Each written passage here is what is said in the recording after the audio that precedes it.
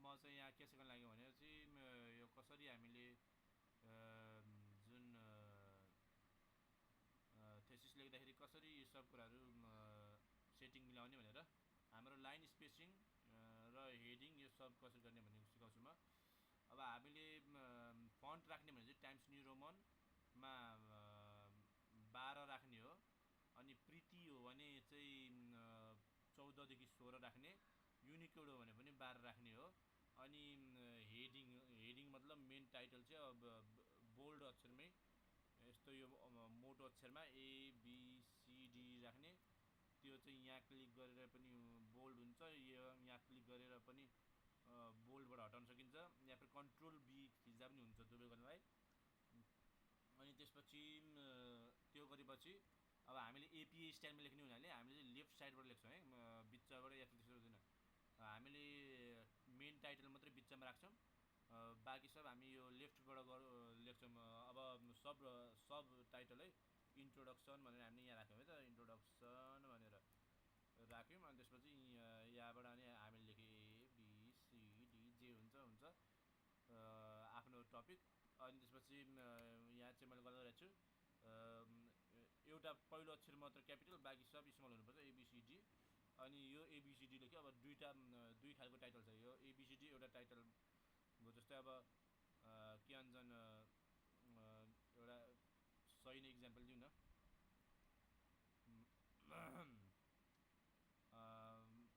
Case study of Jane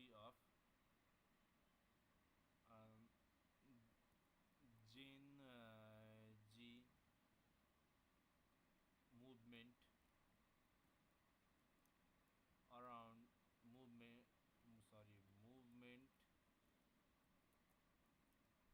around South Asia,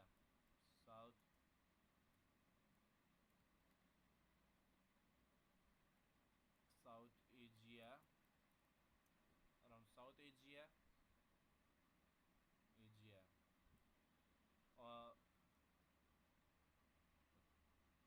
or revolution out of frustration, or revolution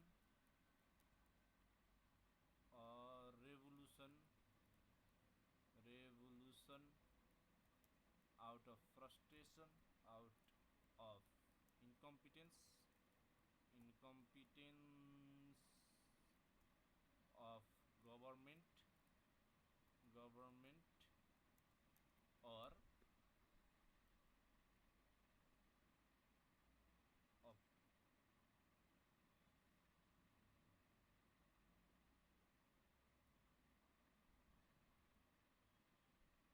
strategy or a political strategy of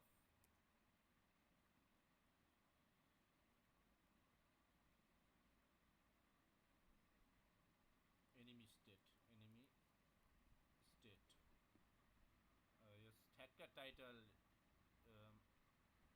मा कतिको right छ कतिको रङ छ भनेर नजाउँ त्यसमा। हामीले अब मैले यहाँ के देखाउनु खोजेँ भने जसरी मैले यहाँ हरेकको पहिलो अक्षरलाई क्यापिटल राखेको छु, त्यसै गरेर हरेकको पहिलो अक्षरलाई चाहिँ क्यापिटल राख्नुपर्छ। यहाँ मैले छुटाएको छु एनिमी र स्टेटमा, एनिमी स्टेट सक्यो। ल यो चाहिँ अब किन रातो देखाइरहेको छ थाहा छैन मलाई। यो भइसकेपछि अब हामी जस्तो यो अफ, अनि त्यसपछि अर या फिर द, यस्ता कुराहरू चाहिँ हामी स्मल नै राख्छौँ। अनि बाँकी त त्यसपछि हामीले अब यहाँ ABCD लेखेको छु मैले। अब यो चाहिँ हामीले CTRL B गरेर बोल्ड अक्षर बन्द गरिदिउँ। अब लेख्ने जे लेख्नु छ त्यो लेख्ने हो। ल यो बेसिक एउटा सिकाएँ। अब यो बिचमा यो जुन यो लाइन, यो दुईवटा प्याराग्राफको बिचमा यो लाइन छ, यो दुईवटा यिनीहरूको बिचमा लाइन छ, त्यो लाइन चाहिँ कसरी बनाउने त। अब यहाँ चाहिँ हाम्रो त्यसमा के भन्छ भने 2.0 स्पेसिङ राख्नुपर्ने भनेको छ। यो बिचमा लाइन स्पेसिङ भन्ने हुन्छ, यो तल र माथि जाने एरो देखाएको हुन्छ। अब कमजोर आँखा भएको भोलि चस्मा लगाइदिनु होला राम्रोसँग हेर्नलाई। अनि यसरी यहाँ गर्ने, यहाँ क्लिक गर्ने, यहाँ यही हुन्छ 1 1.15 1.5 2 भनेर छ, 2मा क्लिक गर्ने। अनि त्यसपछि हामीले जनरली लेख्दाखेरि सरी यो त यतै हुन्छ यता लेफ्टमा हुनुपर्छ एपिएको लागि। अनि मार्जिन अब अर्को चाहियो हामीलाई। मार्जिन हामीलाई कति भनेको छ भने चाहिँ 1 इन्च भनेको छ। 1 इन्च भन्नाले तपाईँले स्क्रिनमा क्यालकुलेट गर्ने होइन, यहाँ पहिलेदेखि डिफल्ट मोड नै 1 इन्चमा हुन्छ। 2.54 सेन्टिमिटर भनेको 1 इन्च बराबर हो। यो नर्मलमा हुन्छ, यसो क्लिक गर्ने नर्मल छैन भने नर्मलमा राखिदिने। अनि यता अरू केही हात नलगाउने, यो यिनीहरूलाई केहीलाई हात नलगाउने।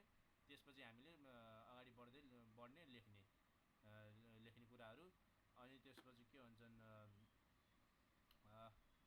जस्टिफाइड मैले कहाँ देखाएको थिएँ त्यो अघि नै भनेपछि, यता हेरौँ है, यहाँ देखाएको थिएँ, कहाँ देखाएको थिएँ मैले यो एलाइनमेन्ट चाहिँ जस्टिफाइड भनेर देख्नुहुन्छ होला तपाईँले त्यसमा। तर हामीलाई योसँग मतलब होइन, जस्टिफाइड हामीलाई चाहिँदैन, हामी लेफ्टमै राख्ने हो यो। त्यहाँ जुन हाम्रो इन्ट्रोडक्सन दिएको थियो हामीलाई, अब जस्तै यसको कुरा गरेँ मैले, यो पोलिटिकल साइन्सको कहाँ गयो, यता छ कि कता छ, ओके अरे छैन त हौ, यता कता गयो, यता तल यहाँ जस्टिफाइड एलाइनमेन्ट जस्टिफाइड राख्नु भनेको छ।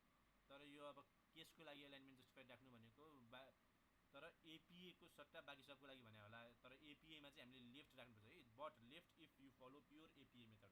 हाम्रो यहाँ ट्युमा चाहिँ एपिए मेथड फलो गर्छौँ हामी, त्यसैले एपिए मेथड अनुसार हामीले यसलाई लेफ्टमै राख्ने एलाइनमेन्टमा अरू के नै। अनि यो चाहिँ अब हामीले यहीँ गएर राख्नु पर्दैन, यसमै गएर राख्नु पर्दैन एलाइनमेन्टलाई मिलाउन। यही हो एलाइनमेन्टहरू भनेको, यो लेफ्टतिर छ, यो बिचमा छ, यो मोर राइटतिर छ, यो चाहिँ जस्टिफाइड छ हो। बस यति चाहिने हो, बाँकी हामीलाई के चाहिँदैन यसमा। अनि